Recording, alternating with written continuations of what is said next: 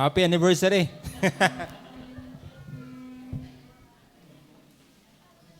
Sige po, tayo po ay mag-aaral. Nakakatuwa po na tayo ay maraming manggagawa. Sikip eh.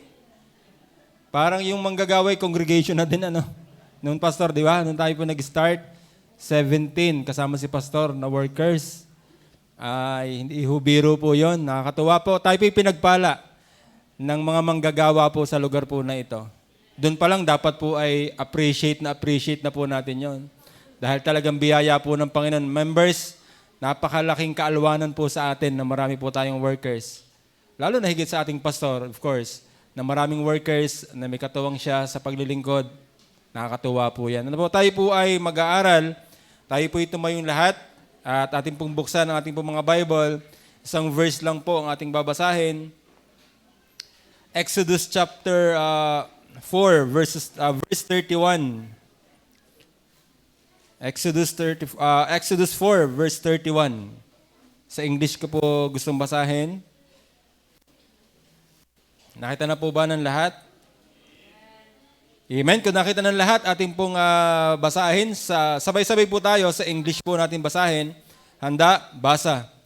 And the people believed, and when they heard that the Lord had visited the children of Israel, and that He had looked upon their affliction, when they bowed their heads and worship. Tayo po ay manalangin. Panginoon, salamat po sa iyo sa hapon pong ito. Kami po ay masaya, kami po ay natutuwa na kami po ay merong ina-appreciate ng mga manggagawa. Mahirap mag-appreciate kung wala po nito, Panginoon. Yung pagkakaroon po ng mga manggagawa ay kami ay napaka-blessed na po namin na kami po ay talagang merong i-appreciate. Wala kaming dahilan para hindi mag-appreciate sapagkat meron po kami nito. Kung ito man ay dinadaos, pinagdiriwang sa buong mundo, ang appreciate ang pastor at ng workers, kung ang isang gawain ay wala pong mga manggagawa, ay mahirap pong gawin ang gawain po na ito.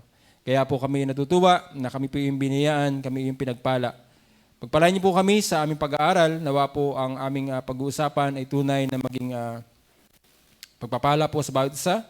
Ikaw po sana ang malwalhati. Ikaw po sana ang aming mapapurihan sa aming pag-aaral na ito. Ito po yung aming dalangin sa pangalan po na ang Panginoon Jesus. Amen. Okay, Gare, o nagpuputol-putol? Hello, sir.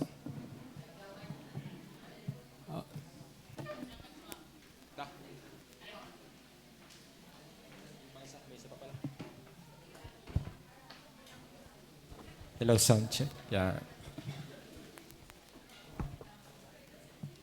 Kayo ba'y natuwa doon sa inawit ng workers? Yan ay kinanta na ng choir dati, pero ang ganda po ng message ng kanta. For the sake of the gospel, for His glory alone. Ako'y naniniwala kung bakit may mga workers po tayo, kung bakit sila nagsuko ng buhay, this is for the sake of the gospel and for God's glory alone. Sana yun nga ang nasa sa puso ng mga manggagawa natin. At ako'y naniniwala, kahit si Pablo, kaya siya nagawa niyang maglingkod sa Panginoon, this is for the sake of the gospel. And this is for God's glory alone. At I believe kung bakit marami tayong workers, unang dahilan ng inyong pagsusuko ng inyong buhay ay ang gospel. Unang-una, kayo'y naabot ng gospel. Ngayon, gusto ninyo kayong gamitin para maipangalat ang gospel. And ako'y natutuwa at ako'y naniniwala na kayo ginagamit na. Members, are you proud na meron tayong ganitong karaming workers and pastor? Isang pastor at maraming worker. Baka pala, hindi pala pastor ang mga ito. Isang pastor at mga worker. Kasi ang pastor considered as worker.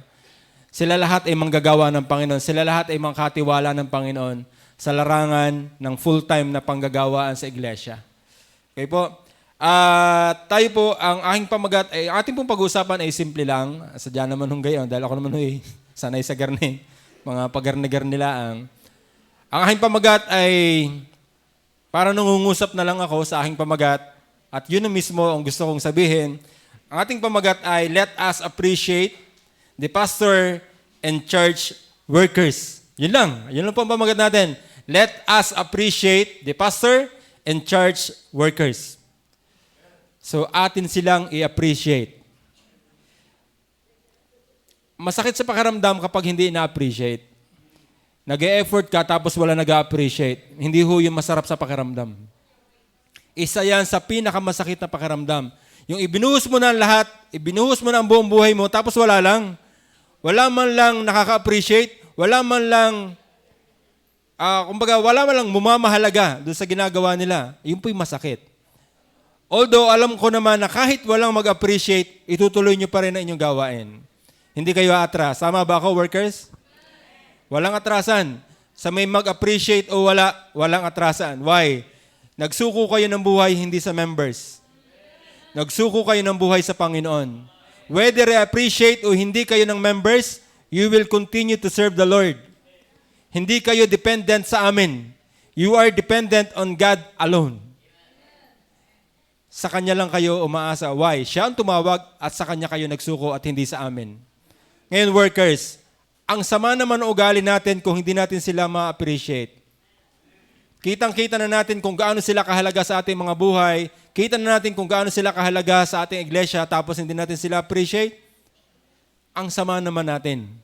At hindi yun bagay sa isang iglesia na ang mga miyembro ay hindi marunong mag-appreciate sa pastor at sa mga manggagawa. Nung isang araw, nakita ko, maraming simbahan nagdidiwang nito. Tama ba? Ang Sovereign, nakita ko, ang taga Sorosoro, nakita ko, kumain sila with Pastor Michael, nilabas lahat ng preachers and workers, hindi ko alam kung saan sila kumain. Simpleng salo-salo, at yun ay ina-appreciate, at nakita ko, nag-love gift din ang mga members sa simbahan. At ako natutuwa, sabi ko naman, meron din kami sa God Disable. Hindi pa pwedeng mawawala ng appreciation ang taga God Disable sa pastor at sa mga workers namin. Although hindi naman lagi yan monetary. Hindi naman lagi pera-pera. Hindi naman po yan lagi material na bagay. Yung kami mag-appreciate, yung kayo ay aming kilalaning mahalaga sa aming mga buhay, ako'y naniniwala, mahalaga po yun. And we appreciate you. Hindi po kami, kumbaga, kami man ay, alam niyo na yung mga style natin, di ba, mga workers?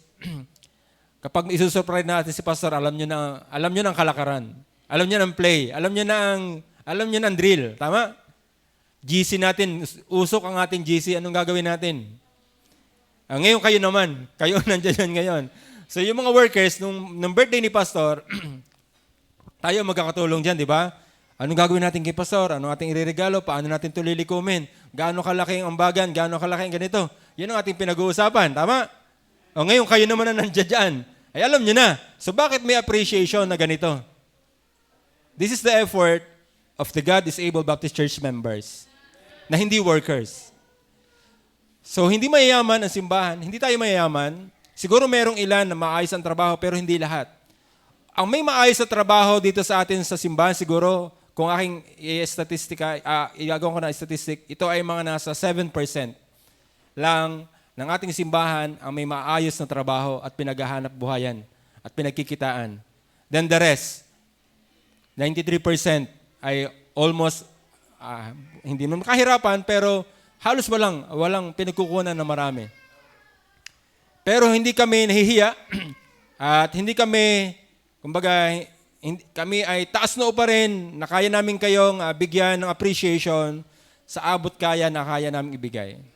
So nasa sa inyo na po yan kung hindi nyo kayang tanggapin, pero imposible naman. Kahit nga wala, I believe kaya-kaya nyo tanggapin eh. So kami po ay nagsisikap at yun po ay biyaya din sa iglesia po natin.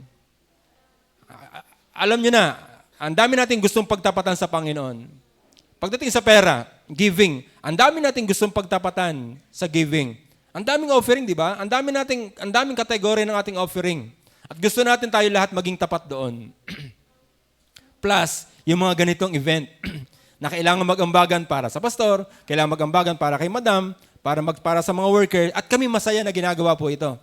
On top ng responsibilidad namin sa ating regular giving.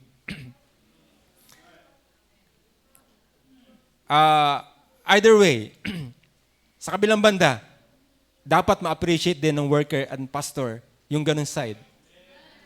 Na sa kabila ng mga normal na ginagawa natin mga member, ay meron pa tayong on top. This is special. This is something special. Awas na ito, labas na ito doon sa kung saan normal na ginagawa natin. And I really appreciate also lahat na nagsisikap, nakikiisa sa ganitong klase ng gawain. Natutuwa ako sa mga leaders na nakikiisa. Ito hindi na preaching, talumpati ko na ito. Kasi ako'y masaya, ang puso ko'y nag-uumapaw na ang ating iglesia ay puno ng ganitong klaseng puso. Kita ko ang pagmamahala ng bawat isa. Nakikita nyo ba yon? Opo. Ang marami dito ay talaga nagsasakripisyo. Ang iba'y walay o di wala, pero gusto makabigay. At talagang meron totoo nagsasabi, pasensya na po Brad, wala kami, wala. Wala pong problema. Kasi yung kakulangan ninyo, kinover na nung iba. Yun po kagandahan doon. Yung hindi mo kinaya na nung iba para sa iyo. Ngayon, hindi ka i-mention na hindi mo yun ibinigay. Ito ay ibinigay ng iglesia para sa kanila. Hindi ito ibinigay ni Brother Albert, hindi ito ibinigay ni Brother Mac, hindi ito ibinigay ni Mac S. Ito ibinigay ng church sa ating workers at sa pastor. Hindi ito individual giving, ito'y ibinigay natin ng buong pagbibigay sa kanila. So ang maganda doon, nandun yung puso mo na gusto mo. At gusto mong tumulong, hindi yung baliwala at ikaw ay walang pakialam. So ako naniniwala, ang bawat isa sa atin ay may pakialam at nagpapakialaman tayo sa isa. Tama ba? Kasi dito marami pakialamera di ka? Sadyang ganyan, nangingialam tayo So yun po, ito sa ating tagpong binasa, actually, ito po ay sa buhay ni Moises. Actually, ang ating topic ay let us appreciate the pastor and church workers. May tatlong persona, hindi yung Trinity, may tatlong persona ako na gustong makita na binigyan sila ng appreciation base sa Bible. Una ay si Moses, pangalawa ay si Paul, pangatlo ay ang Panginoong Jesus. At yun ang nais kong konting bigyan ng puntos, yung konting pag-aaral na yun tungkol sa tatlong persona na akin nabanggit. Kasi sila'y nakaranas ng appreciation din. Okay? Una, alam natin ang istorya ni Moises bago siya ginamit ng Panginoon. Tama ba? Sa Exodus chapter 4, alam natin ang kwento kung paano siya hinimok ng Panginoon na pumunta sa Egypt para bumalik doon. Kasi di ba umalis siya sa Egypt? Meron siyang napatay at siya'y tumakas, di ba?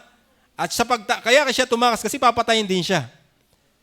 Sa chapter 4 na ito, namatay na yung mga gustong pumatay sa kanya. Namatay na.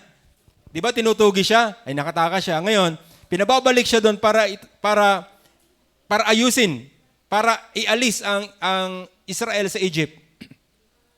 Alam na natin ang maraming alibis ni Moises noong time na yun. Tama ba? Naalala nyo ba? Kung babasahin natin from verse 1 ng chapter 4 hanggang sa dulo, makikita mo doon ang pinagdaanan niya. Hindi po ako magaling. Wala po akong sasabihin. Anong sasabihin ko? Hindi ako magaling magsalita. Tama ba? Bakit? Wala ka bang dila? Hindi po ako magaling magsalita. Anong meron ako? Wala ako. Pero sabi ng Panginoon, ako magbibigay sa iyo ng sasabihin. Ngayon, hindi ko talaga kaya Makulit si Moises. Hindi ko po talaga kaya. Ayaw niya talaga. Ganyan din ba kayo mga worker? Makulit din ba kayo bago nagsuko na inyong buhay? Lalo na doon si pastor. Siguro ang dami niyong alibay sa Panginoon, tama ba? Unang-una, baka pag ako'y pumasok doon, mapagalitan ako ng tatay. Baka ako kung anong marinig ko sa mga kapitbahay namin. Baka kung anong marinig ko sa aking mga nagpapaaral sa akin. Baka kung anong marinig ko sa mga kaklase ko, sa mga kaibigan ko. Baka sabihin nila ako'y naluluko o ako'y naluluka. Dahil ako'y magsusuko ng buhay. Si Moses ay marami rin pinagdaanan, pero nakakatuwa ang Panginoon, hindi pinatulan. Hindi pinatulan si Moises ibinigay ang hilig ni Moises hanggang sa nakarating siya doon. Bakit? Di ba meron kang kapatid ni Aaron? Di ba yun nasabi? Di ba meron kang kapatid na Aaron? Bakit hindi mo siya gamitin? Siya magaling magsalita si Aaron, di ba? Di yun ang gamitin mo. Dalhin mo doon. Kayong dalawa. Nakakatuwa. Si Moses, bagaman marami siyang dahilan, anong sasabihin ko? Paano maniniwala ang mga Israelites na ako'y sinugo ng Diyos? Anong palatandaan? Anong papakita ko? Talagang ito si Moises, sari-sari na Binibigyan ko na ng mga idea, talagang makulit. Ayaw. Ano yung hawak mo? Sabi naman, anong hawak mo? Tungkod. Ibato mo yung tungkod. Ano nangyari? Naging ahas, yung tungkod. Ano ganaman ng Moises? Umatras Atras si Moises. Baka akala'y tutuklawin ng ahas. Malupit ang sabi ng Panginoon. Halatang natakot si Moises. damputin mo yung buntot ng ahas. Ay kayo kaya, dadamputin niyo yung buntot ng ahas. Ay! Maglalabasan ang mga bigotilyo. Yung mga bigotilyong nakapalda ay maglalabasan. Pabuko kayo. Pero si Moises, dinampot naman ni Moises. Ano nangyari sa tungkod? Ano nangyari sa ahas? Naging tungkod uli. Aba, parang paniniwalaan nga yata ako Yun laang, Panginoon. Diba, si Moises. Binigyan yun lang daw. Ay, kayo ba, naranasan nyo ba yan? Ito nyo, internalize nyo yung mga sarili. Binigyan na kayo ng Panginoon ng tanda. Binigyan na kayo ng mga senyales. Pero kayo ayaw nyo pa rin. Taas ang kamay na ganun, mga workers. Ayun, ito, nagtataasan na mga guilty. Pero nakakatuwa, narito kayo ngayon Ibig sabihin, napagtagumpayan nyo. Kasi si Moises nagtagumpay din, di ba? Pumunta din siya doon. Anong ginawa? Isuksok mo yung kamay sa iyong sinapupunan. Di ba? Sinuksok sa sinapupunan. Pinasok sa damit. Nung paglabas, kitongin yung kamay ni Moises. Nagkaketong. Paano nangyari yun? Isinuksok ko lang sa aking sinapupunan ay biglang nagkitongin. Anong meron sa sinapupunan? Bakit nagkitongin? Ibalik mo ulit sa sinapupunan ang iyong kamay. Luminis ang kanyang kamay. Malupit ang nangyari kay Moises. Kita niyo po yan? So, ibig sabihin, nandun ang himala ng Panginoon. Nagpapakita na ng kapangyarihan ng Panginoon. Atras ka pa, tutuloy ka. Atras ka, tutuloy ka. Mga workers, kaya ba kayo tumuloy dahil may pinakita sa inyo ang Panginoon? Ako'y naniniwala. Nilalahat ko na, lahat kayo ay may matitinding magkakaibang pinagdadaanan sa buhay. Opo, si Brother Henry, kilala natin yan. Yan ang senior na worker natin ngayon. Senior citizen, hindi pala. Senior worker natin. Alam niyo ang kalibre ni Brother Henry? Yan ay siguro hindi naman niya nagpapasikat, pero sikat yan. Sa school pa lamang at kahit ngayon, ako pumupunta ako sa Good Shepherd Yung si Brother Henry, kahusay, ganoon. Hindi ho. Ako na nagsasabi, hindi ho, mas mahusay ako doon. Kilala siya, mahusay daw Kilala siya, mahusay. Nakakatuwa. Meron ako narinig. Again, may naririnig ako doon, nagkakwentuhan. Nung umattend kami ng anniversary ng Young People, ng Good Shepherd, naroon ako sa likod Naroon din si Pastor Hernandez. Nandun din yung ilang mga chiwariwap. Sabi yung si Brother Aaron, magaling din yan Yan kaunting upo lamang, mamaya may outline na Tapos gagaling pa ikaw mag-English. May nakakakita sa inyo. May nagmamasid po sa inyo. At nakakatuwa, bumabango ang inyong mga pangalan. Yan ay mabangong samyo sa Panginoon. Naglilingkod ka na hindi mo naman pinagmamalaki yung sarili, pero may nakakakita sa inyo. Ako naniniwala, kung isa-isahin namin kayo, marami kaming masasabing magaganda na siguro hindi nyo alam. Meron kayo kanyang-kanyang kahinaan, pero may kanya-kanya kayong strength. Merong strength si Sister Tina na wala sa iba. Si Pastor may strength na wala sa iba. May mga weakness kayo na strength ng iba, at yung strength ng iba, weakness mo. Parang yun din yata yun. So, kayo ay magkakaiba, pero kayo pinagsama-sama. Mga worker lang kayo, ay tayo mga member. Ganun din tayo mga members. May iba-iba tayong itsura. Sa mukha pa lang. May iba-iba tayong pag-uugali at mga style. Tama? Meron sa ating mga tampuhin. Pero naman, madali naman wala ang tampo. Yun ang maganda doon. Hindi yung pag tumampo, diretso na. Di ka merong batang gayon. Pag sinabi mong bata, di ba bata, ayos lang. Kanyari, nakatayong bata. Wala namang ginagawa, okay lang siya. Wala, normal lang. Iyak na yan. Gaganin mo lang, tumama may iyak nga Di ka yung bata gayon. Hindi naman yun iyak, wala ka namang ginagawa. Sinabi mo lang, iiyak na yan, iiyak nga yan Di ka? Tama, hipuin nga ang tainga. Hihipuin nga ang tainga. Tama yung mga bata, ang dali nilang mapaambuyan. Kayo ba ganyan din? Marami sa ating iba-ibang ugali, pero nakakatuwa, pinagsama-sama tayong lahat ng Panginoon. At tayo ngayon ay magkakatulong at nagdadala ng problema, ng saya at tuwa ng iglesia. Yan nakakatuwa. So, ako yung masaya na si Moises ay may pinakita dito sa atin. Alam niyo po, Si Moises ay nakapunta. Sa madalit sabi, siya ay pumunta sa Egypt. At kanyang pinuntahan si Paraon at gusto niyang palayain ng kanyang mga kababayan, ang mga Israelites. Ang masama nito, ang sabi ng 4 verse 21. Tingnan yung verse 21. And the Lord said unto Moses, when thou goest to return into the Egypt, see that thou do all those wonders before Pharaoh, which I have put in thine hand, but I will harden his heart. Yun ang malupit doon. Kailangan naman ng Panginoon. Papupunta-puntahin doon. Bago sasabihin, patitigasin ko ang puso ni Paraon. Kailangan naman ng Panginoon kundangan na. Pero nakakatuwa, may pinakikita ang Panginoon dito sa atin.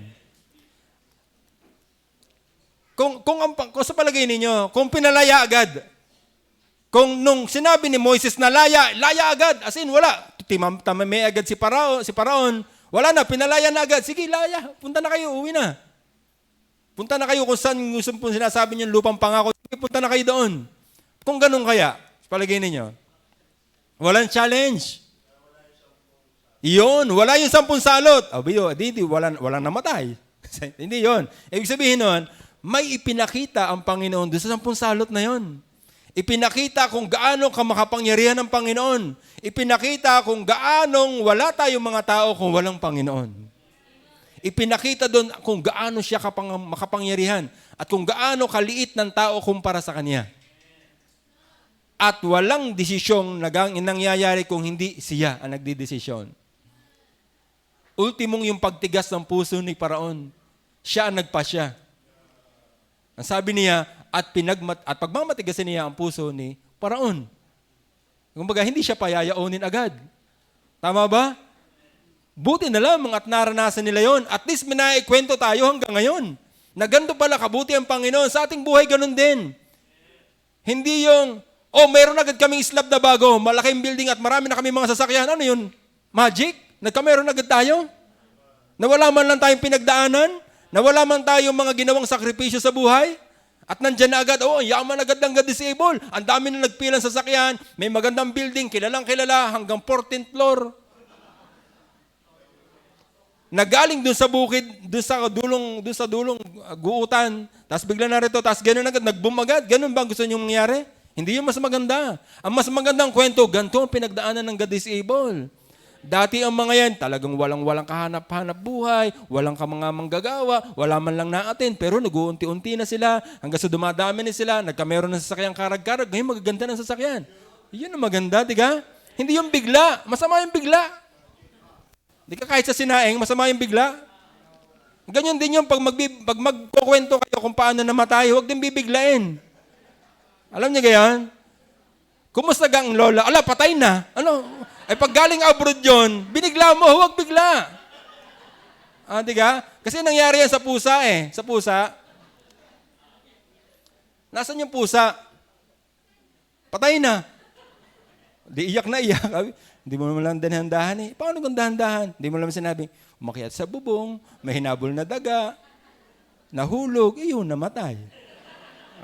Diga? Kumusta ang tatay? Ayun, umakyat sa bubong. May hinabol na daga. Pala, namatay din pala. Pero hindi niya binigla. Sinabing umakyat muna sa bubong. Kaya, huwag niyong bibiglain. Masama yung binibigla agad. Unti-unti, mga kapatid.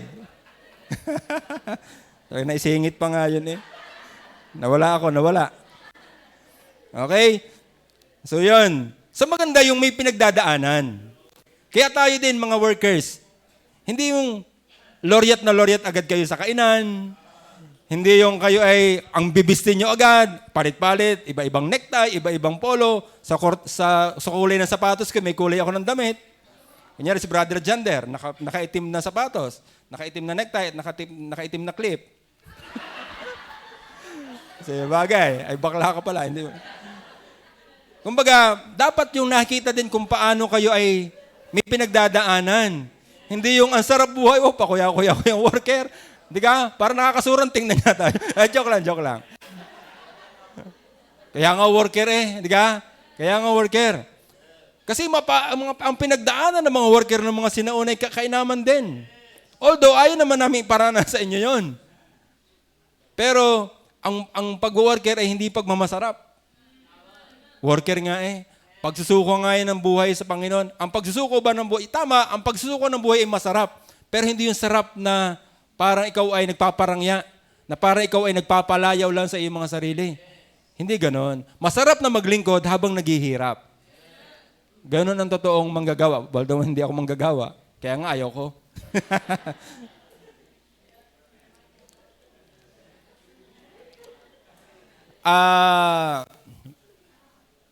Si Moises po ay nakaranas din ng matinding hindi pag-appreciate ng mga tao, ng Israelites. Nakaranas din siya. Akala nyo ga? Ay hindi. Nakaranas siya. Dito sa Exodus 36, 1-7,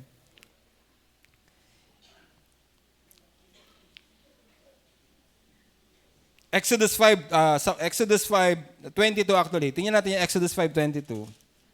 Ang sabi po diyan, and Moses returned unto the Lord and said, Lord, wherefore hast thou so evil entreated these people? Why is it thou hast sent me? Kumbaga, siya ay, meron din siyang agam-agam, meron din siyang kalungkutang naranasan. Dahil itong kanyang mga tao na gustong dalhin sa lupang pangako, ay karereklamador, kasasamaan ugali. Alam nyo kasi, nung pumunta siya at kinausap niya si Paraon, narinig ng mga tagapag-ataw, yung patupad nung kung anumang ginagawa sa mga alipin, kasi alipin sila ng time na yun eh. Kasi pinagagawa sila ng brick na walang straw. Tandaan niyo yun? Tinanggal. Dati sinusuplayan sila ng straw para makagawa ng bricks. Since kayo ay merong gantong gusto kayong makalaya at meron kayong sinasabing kayo gustong palayan ng inyong Panginoon, sige, gawa kayo ng bricks, same production. Kung 10,000 bricks ang target ninyo araw-araw, 10,000 bricks pa din, pero hindi namin kayo susuplayan ng straw. Abay, mas lumirap. O, ano ini-expect ninyo sa mga Israelites? Ay, Moises, ano yung iyong mga padaling yan? Kami nga naghihirap na. Kami nga inaalipin na. Pinapagawa na nga kami ng kung ano. Sobrang hirap na. Tapos dumating ka. Ngayon, lalo kaming nahirapan na eh. Lalo kaming nahirapan na eh. Nagreklamo tuloy ang Israelites. Ngayon, nasaktan naman si Moises. Ano ko naman na rin Panginoon aking napuntahang are. Ay ako pinaparni-parni mo, ganun naman pala mangyayari sa akin. Ay karereklamador ho eh.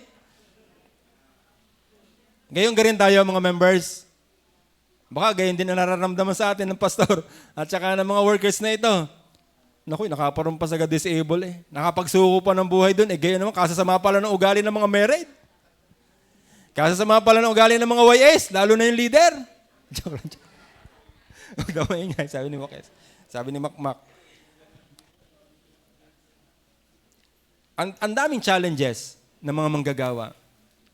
So, hindi sila na-appreciate. Si Moises ay hindi ganong kabilis na-appreciate ng Israel. Kita mo yung nangyari na yun, hindi siya na-appreciate. Ano nangyari? Sa halip na siya i-appreciate, nagalit pa sa kanya. At parang napasama pa yung pagpunta niya doon. Kayo mga workers, may nararamdaman ba kayong ganyan dito? Nakapagsuko pa ng buhay. Eh, gayon naman pala. Kasi sa mga palang ugali ng mga burigas doon. Kasi naturingin gapayon na rin daw doon. Tapos kasi sa mga palang ugali. Ayaw ko pong mangyayari sana. Sana hindi nararamdaman ng workers po yan. Sana sa pagsuko ng inyong buhay ay talagang nandoon yung encouragement na may appreciation kayo nararamdaman sa simbahan. Sana po ay ganun. Hindi kagaya na nararamdaman ngayon ni Moises na para bagang siya ay sinisisi ngayon. Pero nakaraos din sila doon. Nalampasan din nila yun. Kasi napagdaanan nga nila eh. Nakita nila kung gaano mapagbiyaya ang Panginoon. At ang nakatuwa naman si Israel, kapag nakakakita ng isang ganong ginhawa, na-appreciate. Nasamba agad eh. Mamaya, pag nandyan na naman, pag wala na namang makain, wala na namang mainom, yan, nandyan na naman sila. Pero nakakatawa, pag nabigyan uli, pasalamat uli eh. Ayun naman nakakatawa sa mga taga-Israel. Ganyan din ba tayo? Pabugso-bugso, parang si Christine. Pabugso-bugso. At may pagbabalik pa daw. Gustong balikan si Leon. Kaya naman na yung si Christy eh. Kilala nyo gayon? Si Christy at si Leon, kilala nyo? Hindi nyo kilala? Si Leon po, kapatid ni Kuwago. Kilala nyo? Oo po. Kilala ng bata. Yun, wag na, wag na. Mabibisto tayo, Utoy. Mabibisto. Yung si Bangos, kilala nyo? Wag na, yun ay kwento. Yun ay sa TV ho, yan sa TV. Mga worker kayo, dapat hindi kayo nanonood ng mga gayon. Masama, pamagat pa lang, kapangit na. Asawa ng asawa ko. Kasi doon, si Leon, yun yung parang gustong mapangasawa ni Christy. Kita nyo, ang pangalan ng bagyo si Christy, ang paparating na bagyo ay si Leon. At babalik daw si Christy kasi nabalita ang paparating si Leon. Kita nyo yun? Alam nyo ha? Dapat kayo medyo aware sa mga gayaan. Current events ang tawag doon. Kaya hindi nyo alam kung paano ba pinapangalanan. Ang tema pala ngayon ay teleserye. Okay po. Ako hindi nyo ako mapaglalalangan sa mga gayaan. Kilala ko yung sinatanggol, yung sinabutete. Okay po. Sige, ayos na. At so ngayon, sa madaling sabi, ay hindi na-appreciate. Pero nakaraos din sila. Pero meron din namang portion na na-appreciate si Moses ng mga Israelites. Yung binasa natin sa 4:31, actually, and the people believed. Yun pa lang eh. And the people believed. Sa wakas, naniwala din sila kay Moises. At masaya doon si Moises. At naniwala ang mga tao sa kanya. Yung pala naman. Yung pala after ng mga bagay na ito, maniniwala naman po pala sila. Alam niyo po, yung paniniwala natin sa kanila, magtiwala lang tayo sa workers, may dating yun sa kanila. Yung maramdaman nila na tayo nagtitiwala sa kanila, may dating po yun sa kanila. Hindi yung wala man lang tayong katiwa-tiwala. I remind everyone, hindi sila natin utusan. Although sila workers, baka minsan iniisip natin, uutusan ko to, worker to. Brother Andrew, bili ka nga doon, buli ka nga doon, punta ka nga doon. Brother Jander, punta ka nga doon, hatid mo nga ito, sunduin mo nga ito.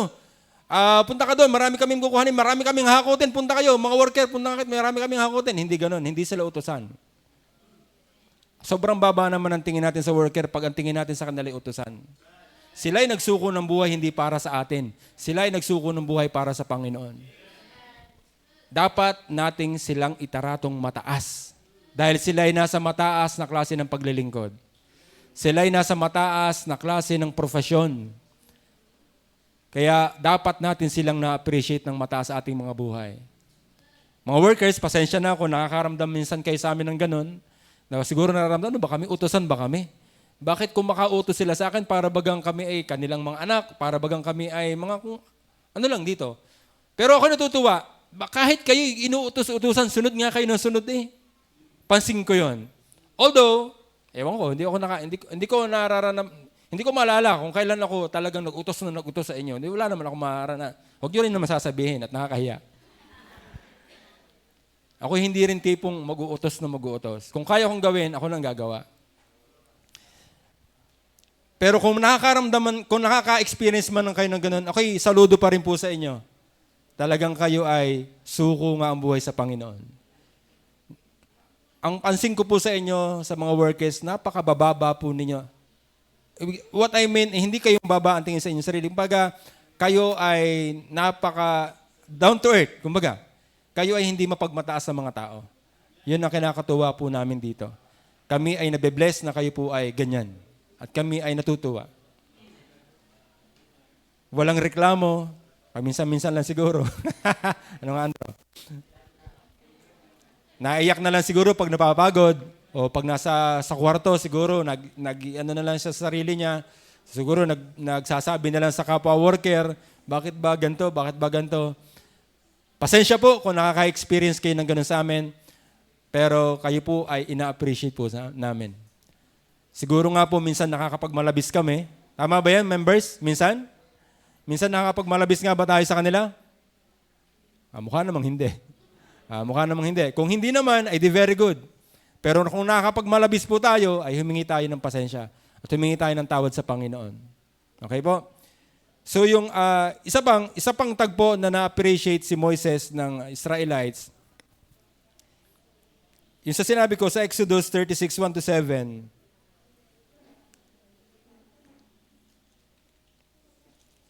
ito yung tagpo na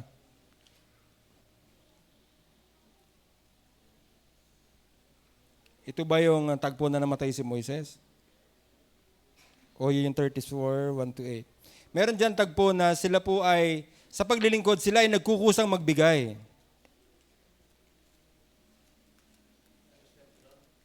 Apo, sa sanctuary. 36?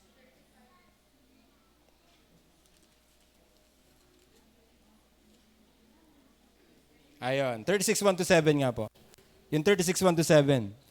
Actually, labis-labis na. Yung pangailangan nila sa paglilingkod sa sanctuary ay bumubukal ang pagdadala ng mga miyembro ng Israelites. Yan, tama po. So makikita nyo, labis-labis na ang kanilang natatanggap.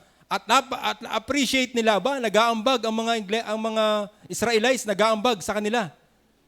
May project sila, may gusto silang service na gawin at nag-aambag sila. Same din ang ginagawa natin mga miyembro. At dyan kami natutuwa at nabibless. Kami mga leaders, ako, si Brother Henry, si Brother Mac, at yung mga sub-leaders, yan minsan ang mahirap sa part namin.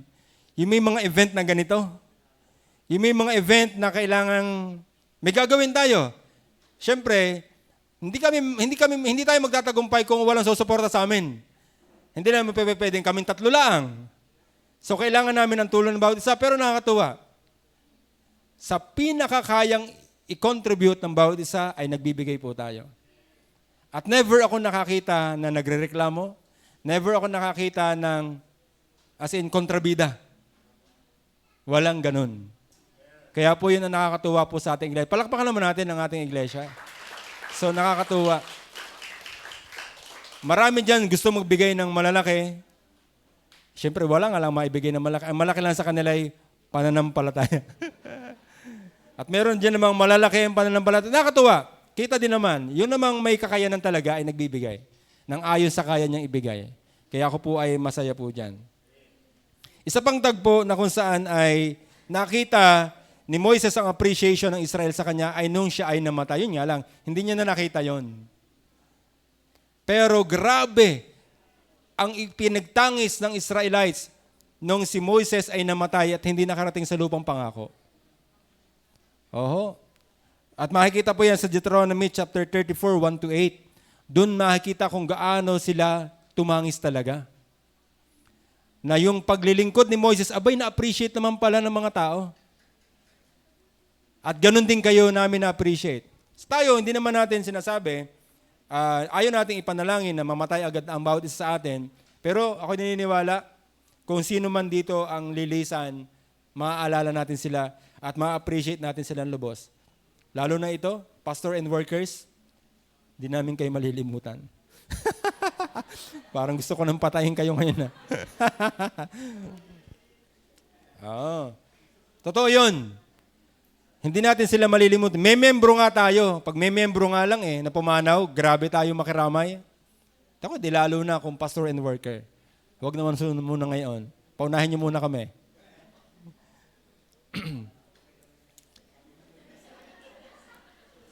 Kaya mga members, mahalaga na nakikita ng workers at ng pastor na sila'y ating na-appreciate. Yung pagtrato natin sa kanila ng maganda ay magandang appreciation na po yun. At sana po ay maiparamdam natin yun sa kanila. Simula ngayon, baguhin natin ang trato natin sa kanila. Itrato natin na sila ay hindi mga utusan natin. Itrato natin sila na sila ay nasa maayos na propesyon at ang kanilang ginagawa ng pagsiservice din sa atin. For example, tayo inihahatid o tayo kinakaon. Dapat hindi tayo magsasalita sa kanila ng pabalagbag lang din. Dahil tayo ay binibiyayaan lamang na tayo sinusundo at tayo inihahatid. Kaya dapat talagang magalang din tayo sa kanila. At dapat ay maayos ang pakikitungo natin sa kanila. Kung sino man yung nakikita natin na inuutos-utusan dyan, pagbili ng kung ano-ano, pagtatrabaho ng kung ano-ano, huwag natin lalong dagdagan yon, bagkus tulungan po natin sila. That is one way to appreciate them.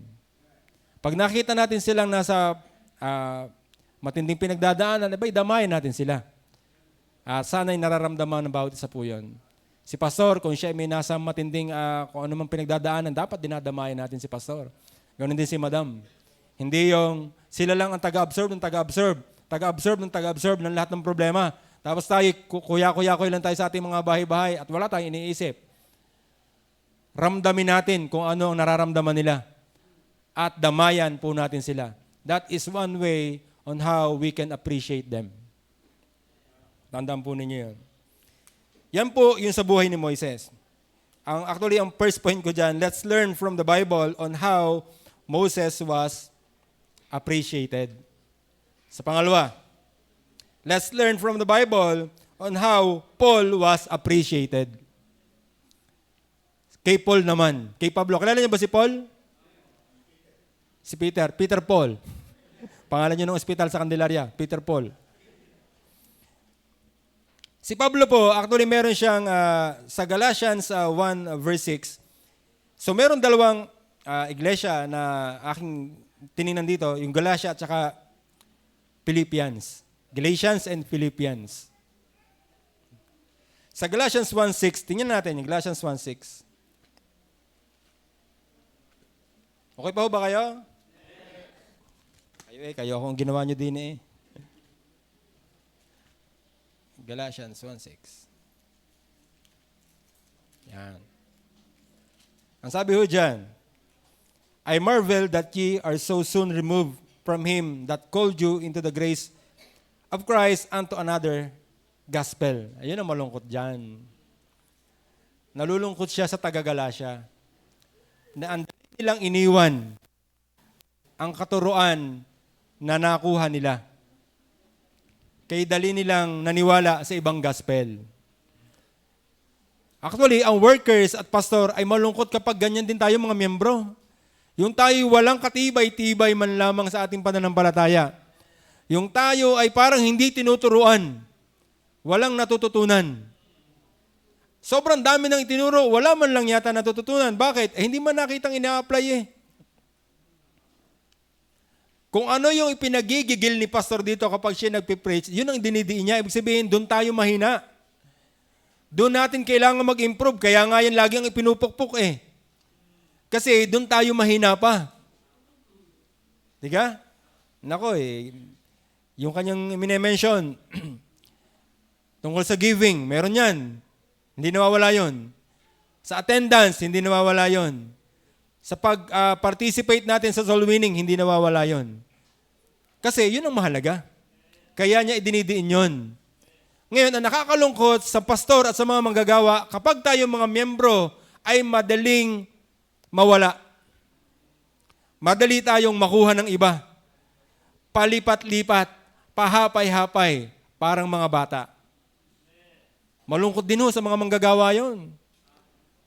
Yung niyakag ko dun sa kabila, isama nga agad eh.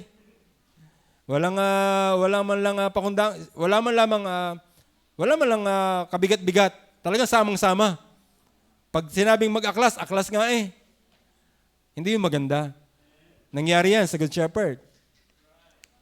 Dapat hindi mangyari po sa atin yon.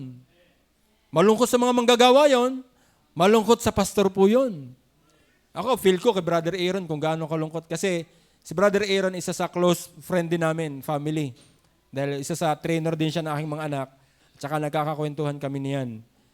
Kita ko yung bago kayo mag-anniversary, nagka heart-to-heart kami ni Aaron. Ramdam ko yung bigat niya sa nangyayari sa Good Shepherd eh. Ramdam niya. At alam ko hindi masarap sa pakiramdam ng mga manggagawa yon. Dito, tingin ko hindi pa naman nararamdaman ng mga manggagawa yon. Kasi wala pang ganun dito. Huwag naman sana magkaroon. Kaya nga sinisikap natin, turuan kayo ng turuan eh. Kaya nga tayo may Sunday school classes. Niluluto na nga kayo doon eh. Niluluto na nga tayo doon eh para tayo tumibay. Ay tibay tayo. Hindi yung tinuturuan na hindi nag-iintindi. Pag tinatanong, hindi mo alam. Bakit? Ang tagal mo nang nakikinig, hindi mo pa rin alam. Mag-intindi ka naman. Makiisa ka naman. Hindi yung, kung makaasta kay parang marunong. Pag tinanong mo naman pala, hindi naman pala alam.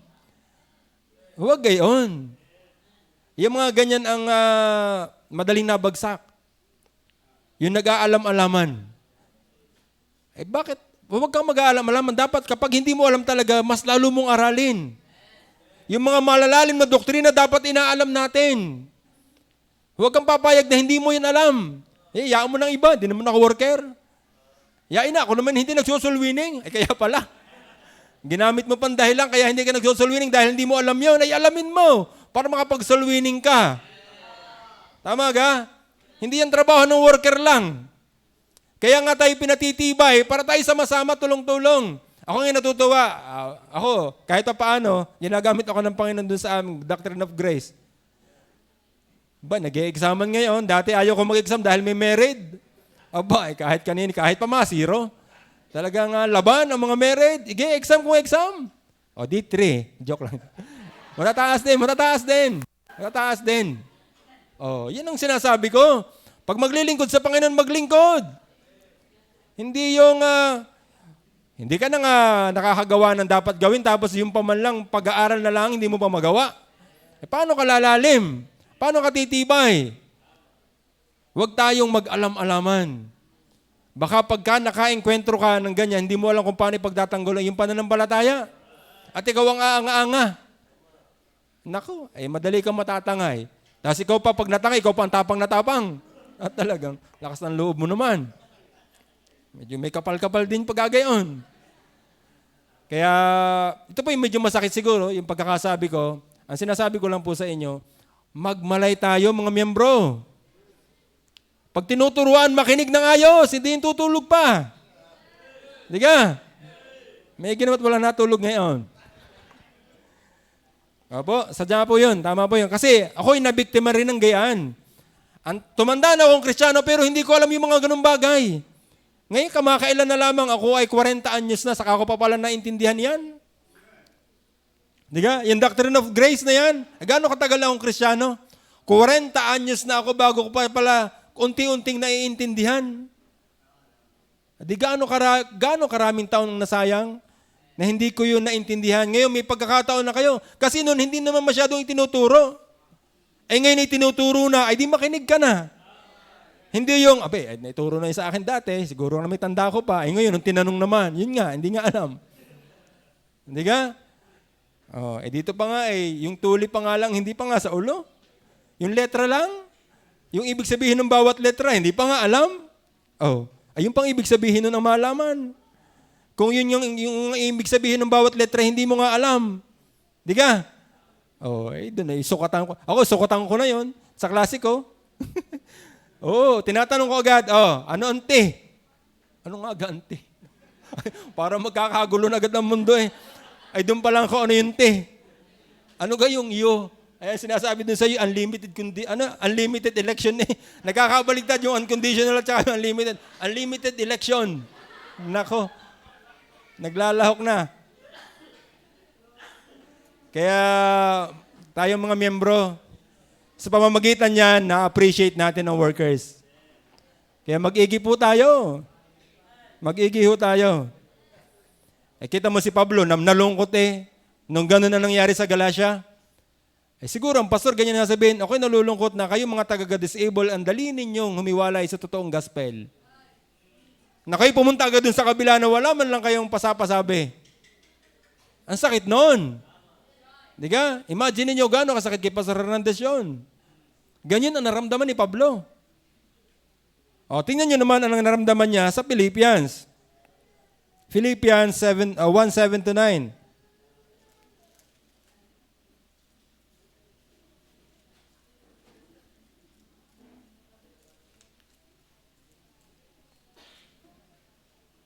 Philippians 1:7-9. Sabi ng verse 7, even as it is made for me to think this of you all, because I have you in my heart, inasmuch as both in my bonds and in the defense of confirmation of the gospel, ye all are partakers of my grace. For God is my record, how greatly I long after you all in the bowels of Jesus Christ, and this I pray, that your love may abound yet more and more in knowledge and all in judgment. Kita niyo yon? Kapag naman pala maayos, ang iglesia ay natutuwa ang mga manggagawa. Kaya maging maayos tayo. God is able. Kapag naging maayos tayo, masaya din sila. Kasi alam nilang may katuwang sila. Alam nilang yung pinagpapaguran nila hindi nawabaliwala. Alam nilang may natututunan tayo. Nakakatuwa nga, ang daming talented na workers. Oho, hindi bibiro mga workers na yan. May kanya-kanyang talent yan. May magaling mag-TikTok, may magaling... Kanya-kanya, abay, may nahawak din ng mga music instrument eh. Alam mo yun, sa bukid may nagbubiolin din. May nagbobiola. Ano nga yung ginagayon? Flute, gayang flute. May nagpo-flute. May clarinet ba? May clarinet. Meron pa malalaki gitarang gayon. Yung kinukuskus na gayon. Oh, kita nyo, meron na tayong mga gayan ngayon. Nasa bukid tayo. Pero mostly ang mga member ng music ministry workers. Nagsisikap sila. Lahat ga magagaling kumanta mga yan. Hindi naman. Dadalwa nga mga yan. Joke lang. Magagaling silang sumunod sa Panginoon. Yan ang nakakatuwa dyan. Kahit hindi masyadong doon, doon eh. Talagang nagsisikap na maglingkod sa Panginoon. Kaya ganun din dapat tayo. Mag-encouragement sila sa atin. Hindi yung tayo pasaway. Hindi yung tayo pa yung pasimuno ng chismisan tungkol sa kanilang mga buhay. Yan si Brother Andrew, sa palagi ko, hindi yan tatagal. Ngayon lang yan, dahil bata-bata pa. Pag nakaramdam yan, nanginig gusto na mag-asawa, tapos wala naman trabahong maayos, ewan ko naman kung hindi umalis sa pag-worker. Baka naman pasimuno ka pa ng gayaan. Yan si Willie Grace na yan. Kung, dapat isa na doon eh. Chairwoman. Hindi sana maraming hawak na silya. Diba? So, ang dami nyo na sana, Brother Henry. Nako. Ay, wag ganyan. Wag natin silang pagchismisan. Bagkos ipanalangin po natin sila. Sister Desa, mataas ang position sana dun sa company. Yung naman nasa 3rd floor. Bababa pa yan dun sa 2nd floor. Oho, marami diyan, may marami Sister Elisa, kilala niyo naman 'yan. Ba Sister Tina, may pinagdaanan din 'yan. Ba, malupit ang isinuko niya sa Panginoon. Aba, hindi ko alam kung kaya niya yung ginawa niya. Kaya niya magpakalalaki yung mga babae. Baligtad siya. Pero nakatawa, ako'y nabe-bless kay Sister Tina eh. At dapat ganun din kayo sa kanya. Parang introvert ang style niya eh. Siya ay hindi siya masyadong maimik. Pero siya ay kumikilos. Alam niya kung saan ang level niya. Alam niya yung kaya niyang gawin at alam niya hindi niya kayang gawin. Pero pinagsisikapan niya yung alam niyang strength niya at kaya niyang gawin. At hindi siya nagpapanggap na kaya niyang gawin yung mga hindi niya kayang gawin. At doon yun ang nakaka-bless. Hindi yung mayabang di yung wala din naman. Diga? So ganun tayong lahat dapat sa Panginoon. So sana nakuha natin yon. Nakita niyo ba kung paano na-appreciate si Moses? Nakita niyo ba kung paano na-appreciate si Paul? Simple lang po yon. Yung palang pagbaliwala mo sa itinuturo nila, ay masakit sa kanila yon. At yun naman palang pananatili mo at pagtibay mo, ay masaya sila doon. That is one way of appreciation natin sa kanila. Let us appreciate them through that way. Magpakaayos tayo mga miyembro. Kung maayos tayo mga miyembro, ay di maayos. Okay? O, last na po ito. At medyo nahaba na ho ako. Sabi nang wag ako. Let's learn from the Bible on how Jesus was appreciated. Ito, Panginoon naman. Ito, simple lang itong tagpo na ito.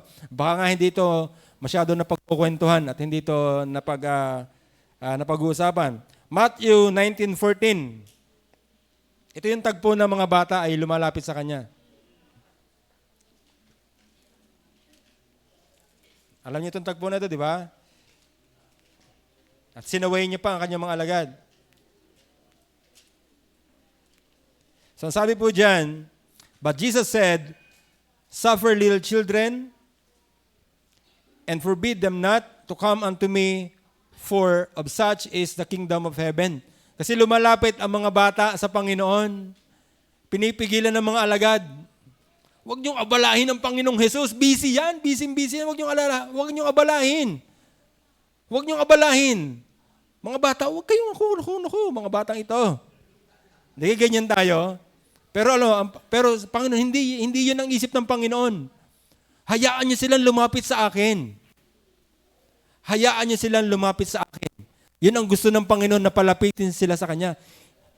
Hindi dahil busy ako. Hindi naman sinabi ng Panginoon na busy siya at hindi niya i-entertain yung mga bata. Di ba? Para sa kanila pa nga daw ang kaharian ng langit, ang sabi ng Panginoon eh.